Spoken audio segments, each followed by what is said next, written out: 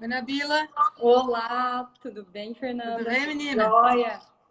Ô, Nabila, eu tava preocupada, eu tava achando que você não tinha entrado ainda, não conseguia te chamar. Daí eu acabei de falar pra Rebeca, enfermeira, Rebeca, avisa a doutora Nabila aí. Acha ela! Ô, Rebeca, a gente não te dá paz nem na live, hein? Você tava na live? Eu chamava e não entrava, chamava e não entrava. Você tava me vendo? Eu tava. Não Eu entrei sei. agora sim, mas porque agora que apareceu. Nabila, primeira coisa, né? Quero te agradecer muito por ter aceito, né, o convite. Eu atendo muito paciente no pós-Covid e alguns deles alguns não, né? Muitos dos sintomas a gente não tem o know-how, né, para tratar. E um deles é realmente os sintomas, as doenças ou até as sequelas neurológicas pós-Covid, né? Então, por isso que eu te convidei para a gente ajudar os nossos pacientes e também para aprender um pouco com você, né, menina? Pra gente trocar experiência. É. Então, a gente desenhou assim, né, Nabila? A nossa apresentação em basicamente três partes, né? Uma apresentação que a doutora Nabila vai fazer, claro que eu quero que ela se apresente. Em seguida, aí uma linha do tempo, né? Desde que o paciente está lá no D1 de sintomas até os próximos dias e meses ou até anos, agora a gente fala do pós-Covid. Depois a gente vai falar dos principais sintomas neurológicos ou doenças, e quando a gente até a gente chama isso de sequela ou algo que cronificou. E por último, a gente tem que tratar, né, Nabila? Não adianta nada a gente falar Diagnosticar e e não deixar tratar lá. no final, né? Então a gente vai falar sobre o tratamento no final. Vamos começar então, Nabila? Você Vamos se começar. apresentando para a gente. Então, em primeiro lugar, eu queria agradecer muito, Fernanda, assim, por esse convite. Queria, assim, te parabenizar por essa iniciativa, porque é o que a gente está passando agora. Então, assim, acho que acredito que a época de infecção mais importante já passou, mas o que a gente está colhendo agora, os frutos que a gente está colhendo agora dessas infecções são as sequelas que ficaram, né? Assim, a gente ainda tem muita dúvida de, às vezes, como abordar e como tratar esses pacientes, porque, assim, tudo que a gente tem é muito novo, né? Então, o paciente que tem sequela é um paciente novo para a gente também. Então, a gente, como tudo a gente foi aprendendo durante a Covid, tratar as sequelas e cuidar dessas sequelas também é uma coisa que a gente vem aprendendo dia após dia, né? Então, assim, eu acho um tema muito, muito bacana, muito relevante aí para a gente começar, para a gente discutir. Obrigada, menina, obrigada. E a sua formação? Você é maringaense, né, Nabila? Eu sou numa cidade aqui próxima, Fer, sou de Astorga. De Mas não, Astorga. eu sou nascida em Maringá, mas A minha morei a cidade é vida menor que toda a lá. sua, né? A minha cidade chama IEP. Eu estava lá esse final de semana, tem 10.000 Então, habitantes, né? Vim para Maringá em 2001, né? Fazer cursinho e faculdade. E aí, conta pra gente, onde você fez faculdade, onde você fez sua residência, então onde é a eu sua sou clínica, nova agora, né? nova Estreando agora. nova. Então eu sou nascida aqui próxima, aqui em Astorga, mas eu fiz a minha faculdade em Prudente, fiz a minha formação em medicina, depois eu fui para São José do Rio Preto. Lá eu fiz a minha formação em neurologia, depois eu fiz outra residência que é em neurofisiologia clínica, que é de captação de potencial biológico, tudo. E fiquei mais um tempo lá trabalhando, iniciei o mestrado, fiquei assim mais um tempo acompanhando o serviço. Mas a intenção sempre foi voltar para Maringá, né? Assim, sempre foi mudar para cá. Acho que Maringá é uma cidade muito encantadora, muito convidativa, né? E daí retornamos agora, já vai fazer quase 3 anos. E acho que assim como você, peguei essa leva de Covid assim, muito, muito acentuado na emergência, né? Então a Uhum. gente viu muitos esses pacientes assim, graves, esses pacientes apresentando sintomas às vezes que a gente não conhecia, ou que a gente não sabia a que atribuir. Então, eu acredito que a gente foi aprendendo à medida, como todo mundo, a gente foi aprendendo à medida que a pandemia foi acontecendo, né? Sim. E como eu disse agora, o que a gente está colhendo é os frutos do que o vírus deixou, né? Então, são as sequelas que ficaram aí, que é o que agora que a gente tem visto mais, assim, no consultório, mais como queixa e tudo isso. Então, por isso que eu acho um tema muito bacana para a gente discutir, para a gente tirar as dúvidas do pessoal e ir puxando, né? Então, antes da Nabila até entrar na linha do tempo, né, Nabila? A gente estava falando, a gente fala de hospital e pós-hospital, não fala, né? Resumir, né, para as pessoas. Hoje, felizmente, o nosso problema está sendo só o pós-hospital, porque a gente está com os hospitais praticamente vazios, apesar de ter aumentado um pouco os casos aí na última semana. Mas a gente viveu alguns tempos muito difíceis, né, Nabila, lá no começo da pandemia, com as sequelas neurológicas graves, né? A gente viu paciente tendo AVC, acidente vascular cerebral grave, paciente fazendo morte cerebral, né, por Covid, sangramentos, né? Então, tendo AVC, isquêmico, inclusive, a cefaleia intensa durante o tratamento do Covid agudo, né? Mas agora a gente está com os consultórios lotados, né? E com pessoas sofrendo aí dessas consequências pós-Covid. Então, qual que é essa linha do tempo, né, Nabila? O que eu posso adiantar, vou falar do que eu vejo, né? Porque eu vejo muito ali no início. Eu vejo que é praticamente impossível o paciente iniciar a Covid sem ter dor de cabeça. É muito raro. Eu vou te falar assim, de forma grosseira, não tem essa estatística fina, mas com certeza 80% dos pacientes que eu atendi têm dor de cabeça no início, né? Tá, às vezes até, Camila, o paciente acha que começou lá com coriza, com secreção, com dorzinha de garganta, fala, mas volta lá, seu João, há 2, 3 dias atrás, o senhor não teve dor de cabeça diferente, ou também a indisposição? E é sempre, né? É impressionante como a grandíssima maioria dos pacientes tem a dor de cabeça ali no início da doença, do primeiro até o 5º dia, né? E aí, depois é com você, Nabila.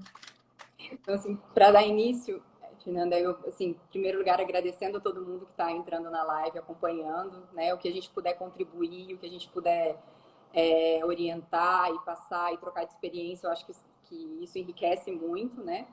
E eu separei, assim, como uma linha do tempo de como a gente foi vendo que o Covid afetava o sistema nervoso central, né? Então, quando começaram as infecções na China, a gente achava que, a princípio, que era uma infecção só pulmonar, né? A gente preocupava só com a parte respiratória. E logo lá no início, a gente começou a ver os sintomas neurológicos, eles foram notados primeiros na Itália, quando o pessoal começou a queixar de anosmia, então, da falta de cheiro. Então, aí a gente foi vendo que o sistema nervoso central podia ser acometido já começando aqui pelo nervo olfatório, pelo nervo do nariz, né? Isso é importante, né? Às vezes a pessoa acha que esse sintoma não é neurológico, não né? é neurológico. Mas esse principal sintoma, esse marcador de Covid agudo ali, ele é um sintoma, até se eu puder falar sobre isso aí rapidamente, Nabila, isso é muito interessante. E daí, assim, foram iniciados, então, as pessoas notaram essa perda de olfato, perda de paladar, muito importante. E daí começaram os estudos, assim, para quantificar essas sequelas neurológicas e para a gente entender o que estava acontecendo, né? Então, o primeiro estudo que foi feito na China, eles tinham uma porcentagem ali, em média, de 30% dos pacientes hospitalizados com sequelas neurológicas, né? Mas isso ali lá no comecinho da pandemia. O tempo foi passando e a gente foi vendo que esses pacientes, eles tinham dores de cabeça muito importantes logo no início do quadro, às vezes precedendo o quadro, tonturas, convulsões, então as crises epiléticas, por causa do aumento da coagulação, então tanto em leito arterial como em leito venoso, então eles fazem tanto AVC como trombose venosa cerebral. Então, eles fazem trombo tanto em artéria do cérebro como em veia, né? Então, essa questão do distúrbio da coagulação é uma coisa muito marcante também. E daí a gente passou a entender que o vírus, ele era não só do ponto de vista pulmonar, um vírus muito perigoso, mas também do ponto de vista neurológico. E que podendo, inclusive, deixar sequelas, que é o tema da nossa live aqui de hoje, né? E daí foi quando começou o nosso questionamento. Então, como que será que esse vírus chega no sistema nervoso central? Como que ele penetra no cérebro? Então, ele entra no cérebro por alguma barreira ou são sintomas que a gente tem sistêmicos, tudo isso que leva uma repercussão indireta no cérebro e que vão levar os sintomas que o paciente apresenta, né? E a conclusão que a gente chegou é que as duas coisas acontecem. Então, assim, um estudo que foi até brasileiro aqui, iniciado pela Unicamp, mostrou que o vírus ele pode ascender aqui do nervo do nariz, aqui do nervo olfatório, que é o primeiro lugar por onde ele entra, né? Ascender o nervo olfatório e chegar direto no cérebro por via ascendente. Então, ele chega ali no lobo frontal, que justamente é o lobo que é responsável pelas nossas funções cognitivas, pela memória, pela atenção, e fazer uma infecção direta. Como também o fato do vírus estar circulante no corpo, ele leva uma ativação do sistema imunológico muito importante. Então, uma resposta imune muito exacerbada. Essa resposta imune leva à produção aí de mediadores inflamatórios, que nós chamamos aí das citocinas. E essas citocinas circulando no corpo também são responsáveis por alguns desses sintomas neurológicos. Então, tanto o fato do vírus entrar por via ascendente ali no cérebro, como o fato do vírus estar causando uma inflamação muito aguda e muito exacerbada no corpo, as duas coisas podem levar aos sintomas neurológicos. Então, assim, o que causa, o que vem primeiro, essas duas coisas elas acabam se sobrepondo, sabe? E é justamente isso, né, Nabila? Eu sempre falo, né, para as pessoas das fases do Covid, né? A fase replicativa, ali até o 7º dia, a fase inflamatória, que para quem vem depois do 7º dia, mais ou menos, podendo ir para a fase hiperinflamatória ou não. Então, isso é um marcador também de quem fez doença inflamatória, né? Porque antes, como você falou, parecia que a fase inflamatória era só pneumonia. Mas não é, né? É pneumonia, é vasculite, quer dizer, é uma inflamação sistêmica. E essa inflamação sistêmica que também traz as sequelas neurológicas, né? E daí, muito interessante isso, viu? É a mesma coisa da queda de cabelo que a gente estava pensando, né? Esses dias, né? A fisiopatologia, assim. Então, a própria inflamação da Covid, ela causa esses sintomas. Pode levar a quadros de encefalite, de confusão mental, de alteração do nível de consciência. E aí, claro, eu já imagino que os pacientes que ficaram hiperinflamados ou mais inflamados são os pacientes que você vê com mais frequência ou com mais intensidade desses sintomas. Funciona assim? Aquele doente que ficou na UTI, na enfermaria. Funciona assim. É um marcador? Então, assim, se a gente fosse pensar no sintoma neurológico mais comum, assim, fora a alteração do cheiro, é com certeza, como você falou, a dor de cabeça, né? Então, assim, durante a fase aguda, tem inúmeros relatos assim, dos pacientes que eles referem uma dor insuportável durante a fase aguda da Covid. E a gente vê que é uma dor muito refratária à medicação, assim, a gente faz remédio na veia, remédio forte, e é uma dor que às vezes chega a ser excruciante. Nabila, eu lembrei de uma paciente que você foi ver lá no primeiro posto, lá no Covid. Foi a primeira, eu não sei se você vai lembrar, me marcou muito, porque você vê bastante paciente com dor de cabeça, mas eu não vejo tantos. Então me marcou muito, porque era uma paciente jovem, com pneumonia, fase inflamatória, devia ter aproximadamente ali 28 anos, sem nenhum outro grande fator de risco, e com uma cefaleia absurda associada à Covid, que a gente usou todos os analgésicos possíveis, e num dia a gente conversou ainda, eu e você, e eu nunca tinha visto isso, tá? Essa necessidade de encaminhar ela para a UTI. Você lembra disso ou não? Para a gente considerar fazer uma sedação para tratar a cefaleia dela. Você lembra? Eu lembro sim. Então, porque é uma dor assim muito refratária mesmo. Hoje em dia a gente vê que essa dor costuma reduzir um pouquinho com corticoide endovenoso, mas a gente ainda não tem assim um remédio que seja direto, assim, que haja direto na causa dessa dor, porque é uma dor de resposta inflamatória, né?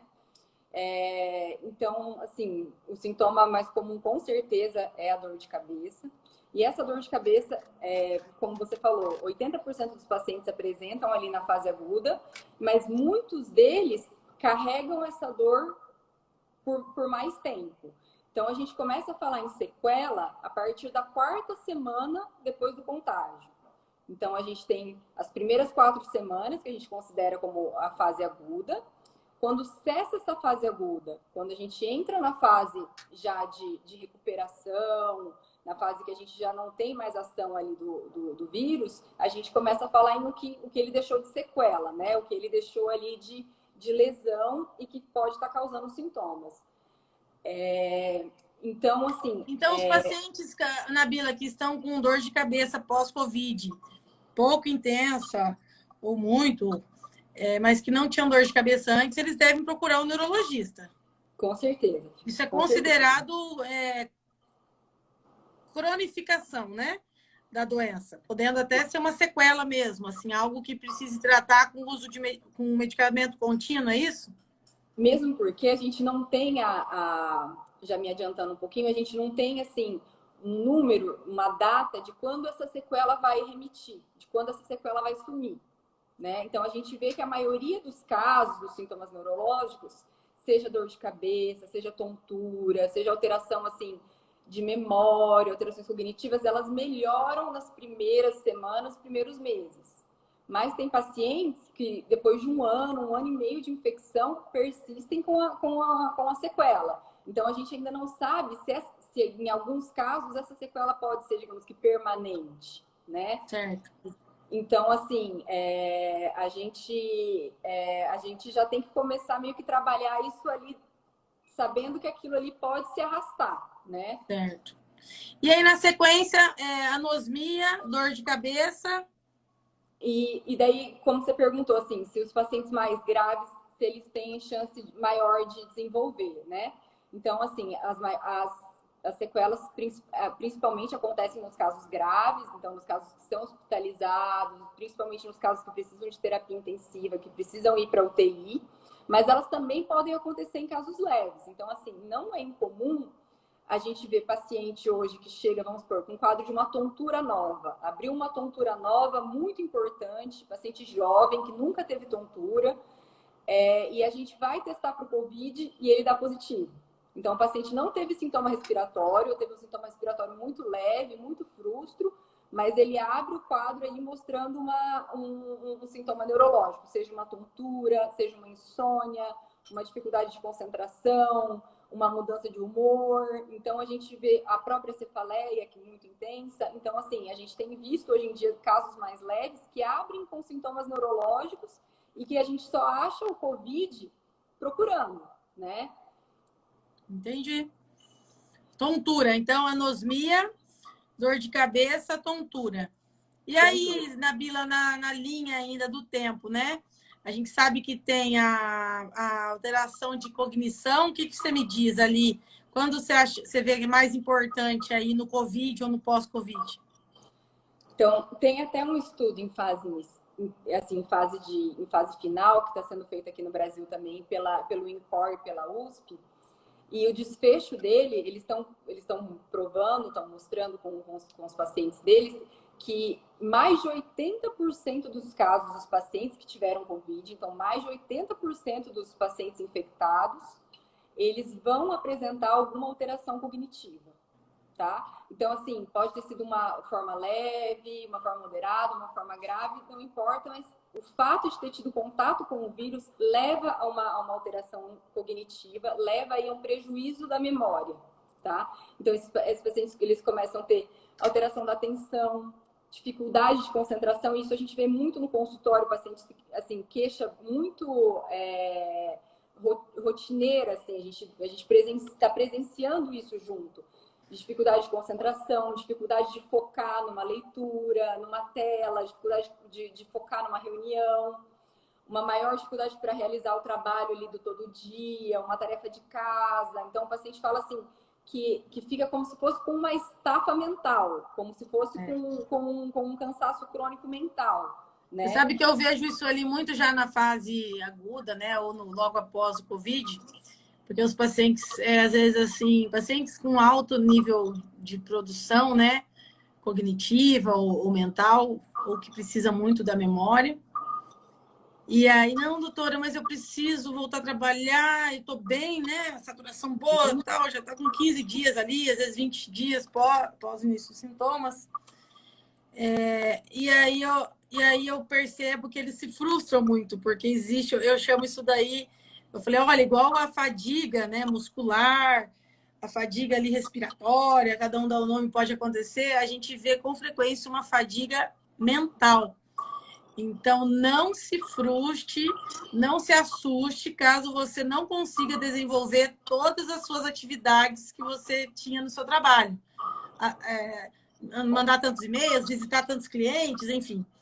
Se permita, se respeite, porque os pacientes ficam apavorados, né? Não sei se alguém está se identificando aqui, apavorados. Doutor, eu fiquei burro, agora eu estou burro. É uma coisa assim, assustadora. E a gente nota mais isso à medida que essa pessoa exige mais da memória, da atenção, ou tem um serviço que mexa mais com isso, né? Então, assim, quanto maior o nível assim, de necessidade que ela tem desse sistema para trabalhar, maior é a frustração a hora que ela chega lá e não consegue desempenhar. Então, vamos supor, pacientes que são advogados, ou que têm profissões assim, que exigem muito desse raciocínio operacional, desse raciocínio do todo dia, eles se frustram muito, porque eles falam, é como se eu tivesse com a cabeça lenta, como se tivesse uma névoa na minha cabeça, como se eu não conseguisse me concentrar, como se eu não conseguisse pensar. E isso é um fator muito angustiante. Né? E as pessoas estão participando aí, Nabila, ó. Vamos lendo aqui. Até, pessoal, se vocês quiserem ir fazendo as perguntas, vão perguntando aqui que a gente vai... Já vai a gente está de olho aqui para ir respondendo, porque às vezes fica tudo para o final, às vezes passa, né? Então, aqui, ó, a Adriana, que é uma paciente minha queridíssima, ela e o irmão dela internaram para mim. Eu falo, porque, na verdade, a gente até fez uma live, que foi muito bonita, assim, eu e os dois, né? Ele ficou na UTI, ela ficou na enfermaria, muito graves, os dois. E a Adriana relatou, doutora, lembra que você precisou fazer morfina? A Adriana é uma paciente que teve uma cefaleia muito intensa, né?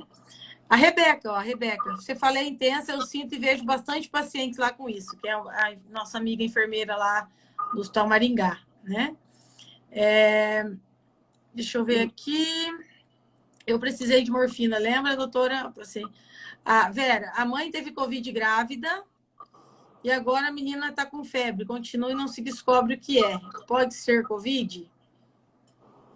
É duro a gente dar essa opinião, assim, não sei quanto tempo, é complicado, viu, Vera? Eu te falar assim, de forma ética assim, e assertiva. Não vou me arriscar. A gente conversa talvez depois, ou você pode. A Josi, é assustador mesmo. Fiquei assim também. Queixam de esquecimento. Agora, então, enfim. Não, 6 meses. Não é Covid. Então... 6 meses de nascida com febre não é Covid. Não deve ser pelo Covid, Vera. Tá? Então, pegando esse gancho que você falou da questão do esquecimento, então a gente vê muito assim, paciente queixando de lapso de memória, né? Então, esse lapso de memória, que acontece quando a nossa memória de trabalho é afetada, a nossa memória que a gente chama de operacional, é aquela coisa assim, eu esqueci de pagar uma conta, eu nunca tinha esquecido de pagar as coisas, agora eu tô esquecendo. Eu fui no mercado comprar 3 coisas, eu voltei com 2 e depois eu esqueci. Então, assim, sentir que a memória falha mesmo em alguns momentos, né? E fora isso, tem o fator emocional que é muito presente, que acaba contribuindo de uma forma muito negativa, digamos assim, acaba somando muito, porque isso gera aí um tipo de ansiedade muito importante, né? Então, assim, a gente tem a questão psíquica aí toda afetada de uma forma por inúmeros focos, né? Por várias faces. Então, tanto a sequela cognitiva, que pode acontecer mesmo pelo vírus, como a questão psíquica do isolamento, da perda de familiares, da perda de conhecidos, levando aí a quadros de ansiedade, quadros de depressão, a quadros de pânico. pacientes ficaram doentes muito graves e que depois começam a apresentar esses quadros como um medo de que possa acontecer de novo, que possa acontecer com algum familiar, com um ente querido. Você sabe, Nabila, que lá no consultório com esses doentes é uma grande dúvida, sabia? Por quê? Porque esses pacientes ou passaram medo de morrer, ou ainda estão com medo. Então, todos nós, eu falo assim, Nabila, todos nós estamos muito ansiosos, né, numa pandemia, porque a gente não sabe exatamente o nosso futuro. Então, e os pacientes que tiveram a doença ali de perto, foi acometido, ou familiares, eu vejo eles muito ansiosos, né? E a ansiedade traz uma alteração de memória, né, Nabila? Com certeza. Então, muitas vezes é difícil para mim saber para onde encaminhar. E às vezes até realmente encaminho para os dois colegas, né? Para o psiquiatra e para o neurologista, porque às vezes para o pneumologista, às vezes não, com frequência, diferenciar isso não é fácil, né? A gente precisa mesmo encaminhar. E outra coisa que a gente vê muito, Fernanda, assim, de uma forma muito presente, que também contribui para essa questão da memória, para essa questão da ansiedade, é a insônia. Então, pacientes que abrem quadro de distúrbio de sono. Então, o paciente dormia bem, tinha uma rotina e, de repente, ele começa a ter ou uma insônia de início de sono, então ele não consegue pegar no sono, e daí acaba somando ali com o quadro da ansiedade, somando com o quadro das queixas cognitivas, tudo isso vai virando ali uma bola. Porque uma noite mal dormida ou várias noites também reduz a memória. Também reduz a memória, também reduz a atenção. Ou aquela insônia que a gente fala que é a insônia de manutenção. O paciente ele até consegue dormir, mas ele desperta com muita facilidade. Ele fala que então que o sono é como se ele dormisse, mas dormisse muito superficial, que não descansasse. Então o paciente que queixa no outro dia de estar muito cansado, de estar muito exausto, que não consegue mais realizar as tarefas que realizava antes por sensação de cansaço, tanto físico como mental, como se ele não tivesse dormido realmente à noite, né? E daí leva a outro sintoma que a gente tem visto com muita frequência, que é a sensação de fadiga crônica. Então, é a sensação de cansaço crônico, é a sensação de fraqueza, uma dificuldade motivacional, a pessoa se sentir esgotada, se sentir cansada. Então, assim, são todos... E que às vezes é confundido até com depressão também, né, Nabila?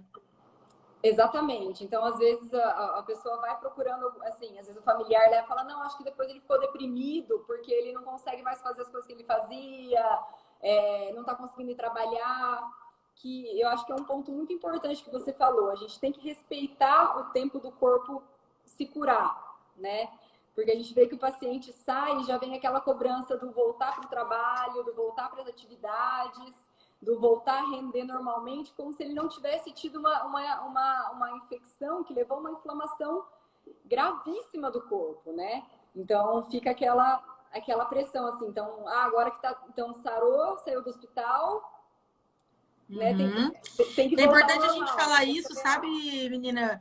Eu vejo não só para os pacientes se respeitarem, e não acharem, né, não se assustarem nesse momento de voltar às atividades laborais aí, mas também para as pessoas, né, os colegas de trabalho, os empregadores, a equipe entender que isso é pós-Covid. Porque falar que está com falta de ar e é pós-Covid é tranquilo. Mas eu vejo os pacientes, não sei se o termo não pode falar bullying, né, mas enfim, eles têm sentido uma dificuldade assim no trabalho, né? Porque mas por que ficou tantos dias em casa sem trabalhar? Porque realmente, às vezes, a gente vê o doente muito limitado, né? Sem condições ali de voltar a desenvolver o seu... Motoristas, né, Nabila? Eu tive motoristas... Uma atenção muito plena e muito importante para estar dirigindo, de repente, um ônibus, né?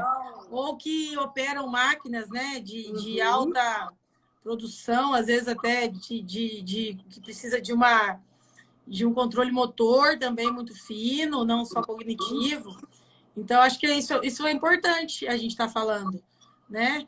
Porque isso não é percebido, né? Às vezes o seu colega de trabalho, ele não conseguiu desempenhar tudo, enfim, não está igual porque ele está naquele tempo ali no pós-Covid. Isso é uma coisa muito importante da gente divulgar, eu acho. é interpretado como preguiça, como falta de vontade, como até como uma depressão pós-estágio. E não, às vezes o paciente ele tá nessa fase de recuperação cognitiva, né? Então, como a gente falou, se 80% dos pacientes têm algum grau de manifestação dessas alterações de atenção, de memória, de concentração, então, assim, é uma porcentagem muito alta, né? Então, assim, é uma coisa que a gente precisa trazer para a nossa realidade para a gente poder incluir essas pessoas nessas condições nessa condição que elas estão, sabendo que isso pode ter uma melhora e sabendo que tem meios para a gente trabalhar para que isso melhore mais rápido e para que tenha um acompanhamento mais eficaz. Mas, assim, eu acho que a pior coisa nesse caso é a falta de informação mesmo. É a gente achar que o paciente está de atestado porque está com preguiça, não veio, mas não cumpriu tudo porque... certo. Sim. Né? Respeitar mesmo. Acho que é o conhecimento, né? Divulgar essa informação é importante, né? Ô, Nabila, a gente combinou de falar, né, dos sintomas, doenças, e aí, em seguida, você falar para a gente sobre se existe ou não um grupo, né? Então, assim, antes da gente entrar, né, eu quero te perguntar aí se existem pessoas mais suscetíveis, né, a ter essas doenças. Mas antes, eu queria te fazer uma última pergunta em relação a doenças e sequelas. Você vê alguma diferença no consultório, no pós-AVC desses pacientes? Ou é parecido com as outras causas? Na verdade, Fer, assim, o AVC, tanto na fase aguda do Covid, como um AVC por uma outra causa, a gente acaba tratando da mesma forma, né? E a recuperação também do paciente não tem muita diferença. Porque, assim, quer o que tenha causado, levou a formação de um trombo, levou a formação de um coágulo, que foi lá e entupiu aquela artéria, restringindo o sangue, tudo isso. Então, assim, o AVC, a gente não vê tanta diferença do AVC que foi desenvolvido na ocasião da infecção pelo Covid ou não. A gente sabe que o Covid aumenta a chance dele fazer o AVC pelo aumento da coagulação, mas o AVC em si ele não se difere dos outros, digamos assim, na forma da gente cuidar, na forma da gente seguir. Beleza. Aí as pessoas continuam participando aqui, Vamos lá. Peguei Covid em novembro e ainda hoje tenho lapso de memória. Tontura, principalmente quando estou me sentando. Não fiquei internada. Tive muita dor de cabeça, cansaço, mas não tive falta de ar. Isso é muito... Andréia. Isso é muito interessante, né, Nabila? Quantos pacientes, às vezes, nem souberam que tiveram Covid, hein? Exatamente. E aí, exatamente, na hora que a gente vai buscar, ele deve ter tido Covid, não é assim? Foi o que eu falei da tontura. Então, o paciente às vezes chega com um quadro de insônia novo, alguma coisa. Então, como a gente está vivendo uma pandemia, a gente tem essa obrigação de buscar, né? Porque é epidemiológico, né? A gente estava tendo casos de Covid o tempo todo. Então, assim, acontece muito do paciente não apresentar sintoma respiratório, um sintoma respiratório muito frustro. E a questão neurológica, a tontura, a dor de cabeça, o lapso de memória, isso ser mais exacerbado. Isso chamar a atenção do paciente para ele procurar Mais um recado aqui, né, para as pessoas. Tontura nova, dor de cabeça nova ou até redução de memória nova. Pode ser, sim, associada a um Covid que você sabe que teve, ou que às vezes você nem soube que teve, né, Nabila? Que muitas vezes você não soube que teve, exatamente. Legal. Tem algum momento nesse processo que é necessário intervir? Nós já vamos falar, né, Nabila? Cláudia perguntando. Que é o tratamento, né? Olha que coisa interessante que o João falou. O João é um colega fisioterapeuta, especialista na área respiratória, e trabalha também aí com reabilitação no pós-Covid, né? E ele está falando, esses sintomas acabam dificultando a reabilitação desses pacientes. Porque pensa um paciente fazendo exercício lá, com fisioterapeuta, com tontura, com dor de cabeça. Desatento, com essa cabeça pesada, então ele não quer... Muito bem colocado, João. Obrigada, viu, pela sua participação.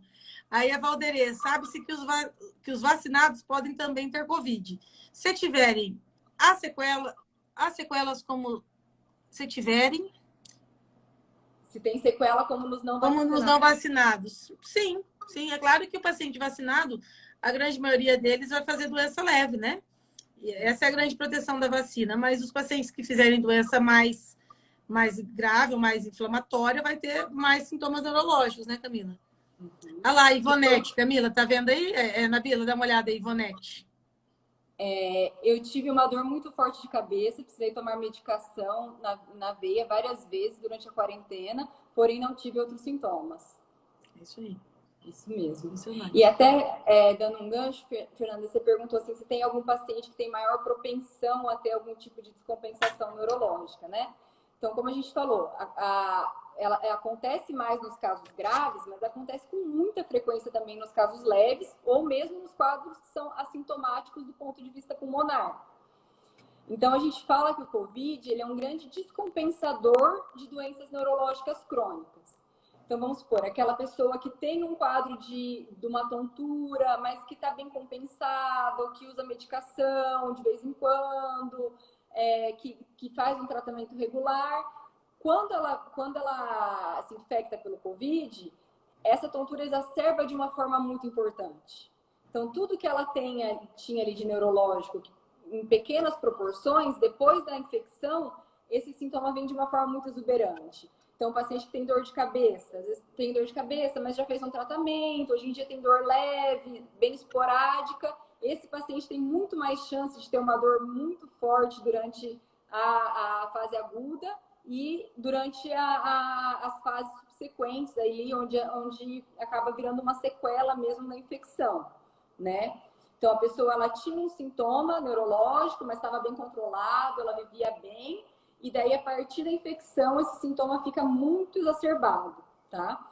Uhum. E outro fator de risco que a gente vê muito importante é o sexo feminino. Então, a gente vê que mulheres, elas têm maior chance de ter sintomas tanto neurológicos, como alterações psiquiátricas, como a ansiedade, como a depressão, como o pânico, tudo isso como consequência. Então, assim, tem até uma vertente, um braço que estuda a questão hormonal em cima disso. Assim, se o hormônio feminino pode ter alguma influência no porquê as mulheres têm mais essas manifestações quando comparada aí com o sexo masculino, sabe? Então, a gente vê, assim, o que seria fator de gravidade, o que seria fator de risco, assim. Então sintomas neurológicos prévios, né? Como dor de cabeça, tontura, seja lá se tem alguma doença por trás ou não, e o sexo feminino. E o fato da doença ser mais grave, o sexo feminino e o fato dessa pessoa já ter esses sintomas antes. Então, o paciente que às vezes tem uma dificuldade para dormir, esporádica, alguma coisa, depois do COVID, fica com uma insônia muito importante, dependente de medicação, dependente, às vezes, de psicoterapia. E assim, como a gente falou, não existe uma data para essa sequela se resolver, né? Então, geralmente ela se resolve em semanas a meses, mas ela pode perdurar. Então, tem casos que começaram do COVID que a gente ainda não viu a resolução. Que ainda não sabe se vai ficar pro resto da vida ou não, né? A gente não sabe se esse paciente vai ficar pro resto da vida ou não. Ô, Camila, vamos, Nabila, aqui a Vera, Camila, Vera. Ô, Nabila, vamos aproveitar essa pergunta da Vera para a gente entrar no tratamento, né?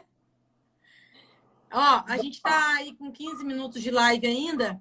Eu até sempre falo para o pessoal aqui, né, que a gente vai terminar em 1 hora, como a gente combinou, né, Nabila? Para poder deixar gravado, porque senão o Instagram corta e daí não fica gravado para as pessoas, né? Então, a Vera perguntou, essas sequelas são reversíveis ou ainda não se sabe, né? É isso que a doutora Nabila acabou de responder. E a gente quer falar também agora de como trata cada um desses sintomas, né? E o prognóstico, claro, né, Nabila, com o tratamento. Então, assim, o acompanhamento com o neurologista, ele é muito importante nessa fase, tá? Então, assim, encaminhar mesmo para o profissional para poder, seja para o neurologista, para o psiquiatra, com acompanhamento psicoterapêutico, dependendo do sintoma, né? Porque daí o profissional ele vai direcionar o tratamento para a sequela que aquele paciente tem. Então, ele vai fazer um tratamento individualizado ali da sequela. Então, por exemplo, os pacientes que eles ficam com insônia. Então, muitas vezes são necessários medicamentos para induzir o sono, para manter o sono durante o tempo que essa sequela persistir. Então, sejam meses, tudo isso, então, precisa desse acompanhamento. A questão da memória, que é uma coisa que a gente vê muito presente, a gente fala memória, mas assim, é tudo que afete a cognição. É o pensamento lento, é a cabeça mais devagar, é não conseguir fazer as coisas que fazia com a mesma agilidade, é a sensação de cabeça pesada, de cabeça como se fosse inebriada, tudo isso. Foram tentados alguns medicamentos, alguns estimulantes, algumas coisas assim, na tentativa ali de voltar. E a gente viu que isso não tem, na prática clínica, não tem resposta importante. Não tem remédio para memória. Então, assim, tentaram, assim, remédios estimulantes, remédios à base de anfetamina, alguma coisa no sentido desse paciente ficar mais desperto, ficar mais atento, ou ficar mais disposto para o trabalho, digamos assim. Você fala, tipo assim, esses medicamentos são usados para... Ritalina, Venvance, entendi. Não teve boas respostas. Que o paciente não responde bem. Porque ele não tem um déficit de produção do neurotransmissor. Ele está se recuperando de uma inflamação aguda e absurda no corpo. Não adianta ele ficar com mais dopamina, mais noradrenalina. Não adianta a gente dar, assim, a gente fornecer de uma forma externa uma coisa que ele não está precisando, né? Então, por isso que a gente vê que a resposta acaba sendo muito frustra. Então, na parte da memória, o que a gente tem visto de resultado é a reabilitação neuropsicológica, né? Então, a reabilitação neuropsicológica ela é feita por um neuropsicólogo, que é um psicólogo especializado na parte de memória. E daí, a partir daí, são programados vários encontros para a realização de práticas e exercícios de memória, no sentido de aguçando e de reforçando partes diferentes e memórias diferentes. Então, memórias mais atual, memória operacional, memória de repetição. Então, assim, trabalhar a memória é o que a gente está tendo de melhor resultado para minimizar esse problema. Então, a gente sabe que o problema mesmo, ele vai deixar de existir com o tempo. Mas o que a gente pode fazer para minimizar esse tempo, para minimizar os sintomas, é a reabilitação neuropsicológica. Indutor do sono, reabilitação neuropsicológica. Eu estou anotando tudo certinho aqui. Então, aqui, até aproveitando, então, a Elisângela aqui está perguntando, doutor, então a gente precisa esperar esses sintomas passarem sozinhos? Então, assim, Elisângela, a gente tem, vamos supor, no caso das dores de cabeça, a gente trata a dor de cabeça. No caso da insônia, a gente trata a insônia. A questão da memória e da concentração, a gente não conseguiu resultado com remédio, nenhum dos remédios que foram testados e que foram aplicados. A única coisa que teve uma resposta ali em minimizar o problema, em acelerar a recuperação, foi o trabalho de memória mesmo. Foi o exercício da memória ali com acompanhamento neuropsicológico, né? Mas a verdade é que o que vai realmente cessar e tratar, o que vai o remédio, digamos assim, essencial vai acabar sendo o tempo mesmo, né? Ô, Nabila, e em relação à anosmia? Hoje, até vou citar meu exemplo, né, menina? Eu vou completar, hoje é dia 8, né, de setembro? Acho que o meu resultado foi positivo no dia 30 de setembro do ano passado. Eu tô com 1 ano pós-Covid. Nossa, já passou 1 ano. Menina, eu te falo que hoje eu comento com os pacientes, né? Eu voltei, assim, o meu olfato, assim, 90% talvez. Eu já tô quase perdendo as esperanças, mas não voltou, né? Eu gosto de cozinhar e tal. Algumas coisas mais finas, assim, é difícil, sabe? E a gente tem um medicamento que a gente usa bastante agora, né? Foi bem estudado, que é a mometasona nasal, que a gente usa muito para rinite. E também tem aquelas estimulações, né? Seja qual cheiro for, né? Óleo essencial, diferentes estímulos, né? Sensoriais ali. O que E você me até, diz de anosmia? Alguma coisa além disso? O que você acha até, disso? até assim, eu acabei falando das crises convulsivas de uma forma mais rápida ali durante a fase aguda, mas eu tenho visto muitos casos de pacientes que começam com sintomas diferentes e a gente vai ver é decorrente de uma crise causada pela inflamação, pela infecção do Covid no cérebro. Então, por exemplo, eu tive uma paciente que ela não estava sentindo cheiro nenhum, sentindo 20%, estava com 20% do olfato, e de tempos em tempos ela sentia cheiro de cigarro, sem ninguém estar fumando por perto. Entendi. Ela falava, eu tô sozinha em casa, eu não tô sentindo cheiro, e esse cheiro de cigarro vem forte no meu nariz, não sinto os outros cheiros, e não tem ninguém fumando, já procurei, já olhei lá fora, e de tempos em tempos vinha esse cheiro de fumaça de cigarro. A gente fez um eletroencefalo e comprovou que ela estava com uma alteração epileptiforme na área do cheiro. Então, ativava a memória dela esse cheiro de cigarro e ela sentia, era como se fosse uma crise, uma mini crise, né? Uma crise pequena, uma crise eletrográfica, e que ela sentia esse cheiro de cigarro como manifestação. Olha só. E, assim, então, o eletroencefalograma, a gente até pode falar um tanto aí de exames, né, Nabila, que ajudam vocês no diagnóstico. Uhum. Bom, até vou deixar para a gente falar disso no finalzinho, os exames que podem ajudar vocês no diagnóstico, né? Mas de tratamento, então, os estímulos... Isso, fica direcionado para o sintoma. Então, diagnóstico diferencial, que você acabou de falar, né? Diagnóstico diferencial também, buscar. Se a questão da memória, então, assim, é individualizar esse sintoma, saber que ele não tem um tempo exato para passar. Então, assim, saber respeitar a limitação do corpo, saber respeitar, principalmente pacientes, a gente vê que às vezes ficaram gravíssimos na UTI e quando sai a gente vê uma pressão da família, uma pressão de tudo, assim, para que esse paciente, assim, volte a trabalhar de uma forma plena, volte a prover a família de uma forma plena. Ô, Nabila, em relação a uma coisa que antes que eu esqueça, em relação à cefaleia, aqueles medicamentos usados assim para enxaqueca crônica, ou aqueles outros tipos, né, de cefaleias menos comuns, vocês já têm evidência de usar algum deles? Sei lá, topiramato, propanolol, alguma coisa assim ou não? A gente tem usado, mas assim, remédios que a gente usava para dor de cabeça do tipo tensional. Porque a enxaqueca é um tipo muito específico de dor de cabeça.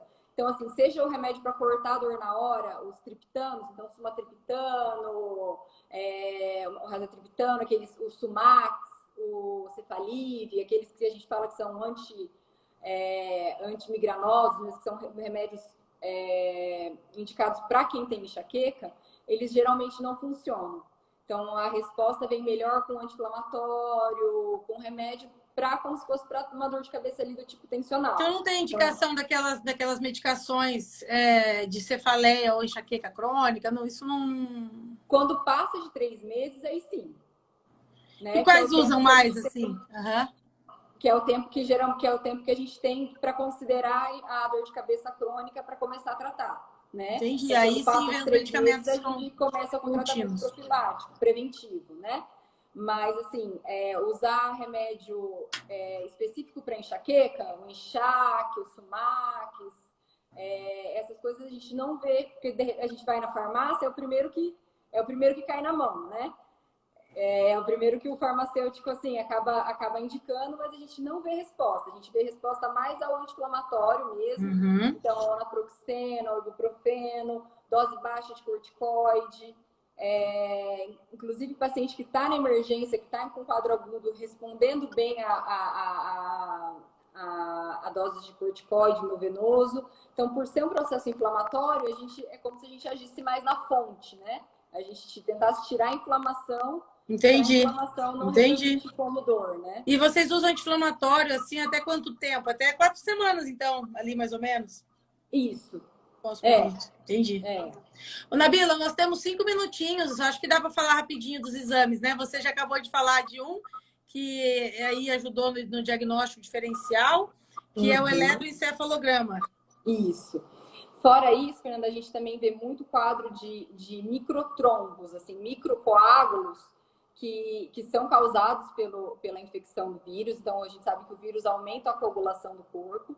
E muitas vezes o paciente ele faz microcoágulos que atingem o cérebro e que não tem um sintoma muito exuberante. Então, assim, não é um AVC que a gente vê perder a força de um lado do corpo. Isso no sistema venoso, né? No sistema venoso. Tanto no arterial como no venoso. O arterial. Tanto no arterial como e isso, você vê, né, menina? A gente ainda vê bons colegas médicos negando, né? Ou desvalorizando a importância da inflamação e da vasculite associada ao Covid.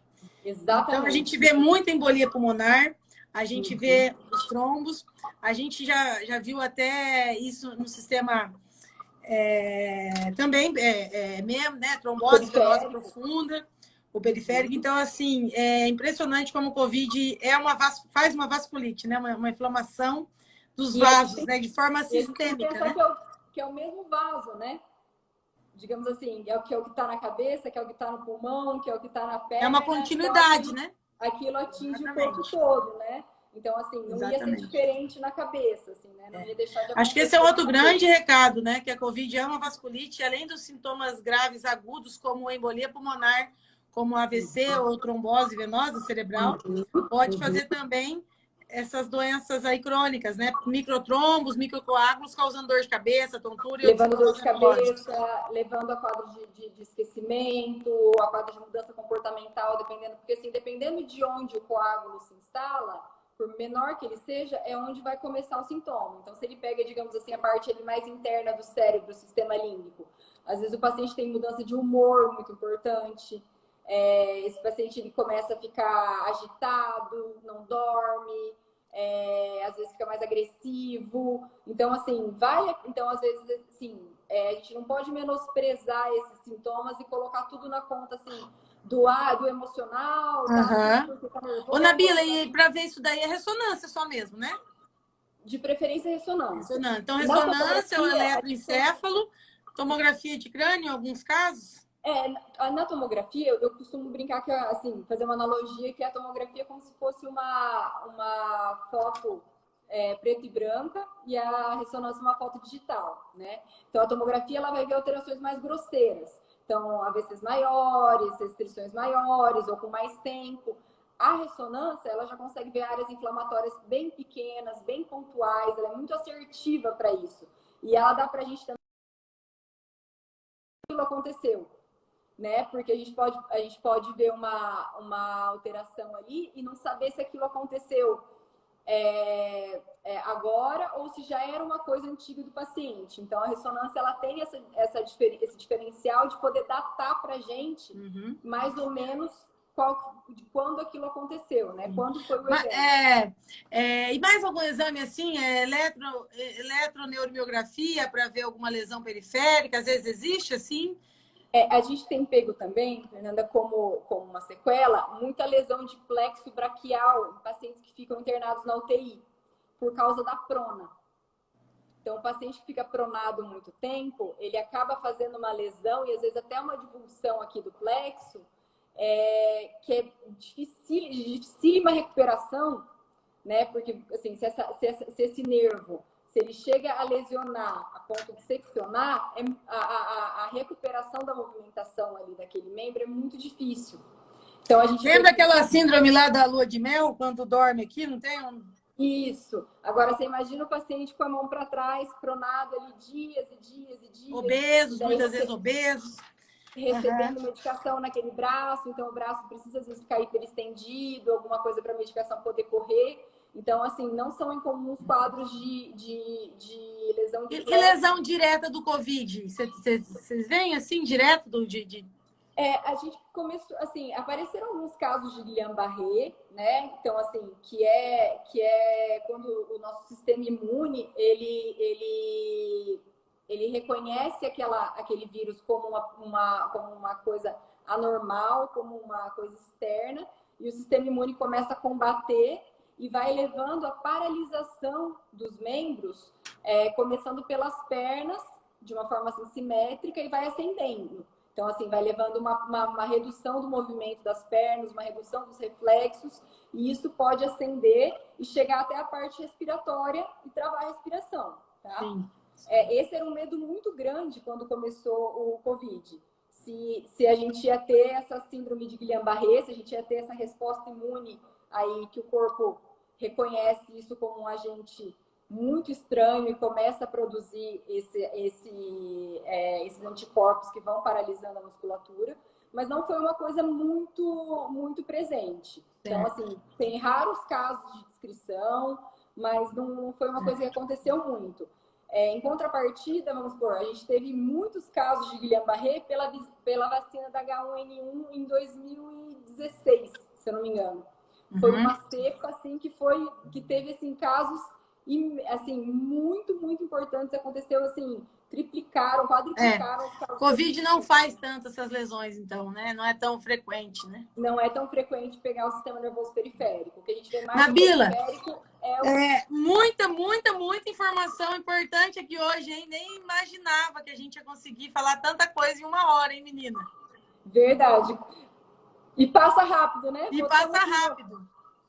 E tomara que a gente ache um tempo também para tomar um vinho, porque para trabalhar a gente acha, né, Nabila? Para trabalhar a gente arruma, né? Ó, o João escreveu aqui, né, muitas lesões de nervos mesmo, né? Plexo braquial e nervo fibular. Então, muito obrigada, João, pela sua participação, viu? Nabila, muito obrigada. Eu vou aqui pedir para a gente finalizar, para a gente deixar gravado aí para as pessoas. Obrigada novamente. Me surpreendeu quanta coisa que eu aprendi com você aqui hoje e as pessoas com certeza também. Não só os pacientes, mas muitos colegas médicos e outros profissionais de saúde que também estão aqui. Muito obrigada pelo convite, assim, parabéns de novo pela sua iniciativa. Eu acho que todo mundo tem muito a ganhar com essa agregação aí das especialidades e a gente começar assim, juntar aí falando a mesma língua, né? Muitíssimo obrigada, Fer. Beijo, obrigada. Tchau, gente. Beijo.